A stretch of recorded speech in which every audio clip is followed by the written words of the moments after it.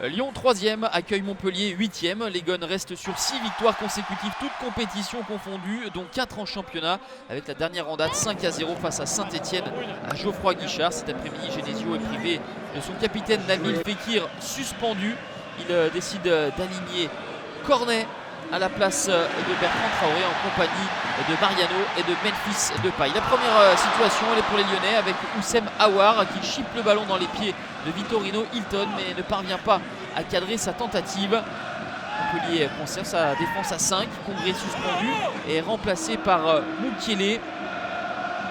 Montpellier essaye de réagir avec une frappe lointaine de Paul Lannes qui s'envole juste au-dessus de la barre transversale d'Anthony Lopez. Les Lyonnais restent sur 3 victoires notamment sans encaisser de but. Anthony Lopez semble être sur la trajectoire. Les Montpelliérains laissent très peu d'espace, essayent de garder le ballon mais se font subtiliser une nouvelle fois avec le ballon de Maxwell Cornet pour Memphis Depay qui galvaude cette belle opportunité. Le Néerlandais avait l'occasion de faire quelque chose de mieux et son contrôle et son enchaînement frappe n'est pas suffisamment précis. Le ballon s'envole dans les travées du Parc OL. On insiste sur les côtés. La récupération d'Ndombele couplée à la présence de Maxwell Cornet.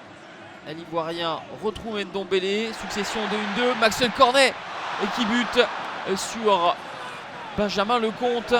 Maxwell Cornet qui a l'opportunité de briller, lui qui n'a toujours pas marqué. Bertrand Traoré est laissé sur le banc de retour de sélection, était un petit peu fatigué. Montpellier s'enhardit dans cette deuxième période. Mais Pedro Mendes n'arrive pas à frapper. Belle vigilance des Lyonnais sur ce coup de pied arrêté avec une période de flottement dans un premier temps. C'est Marcelo qui fait face à l'ancien Rennais.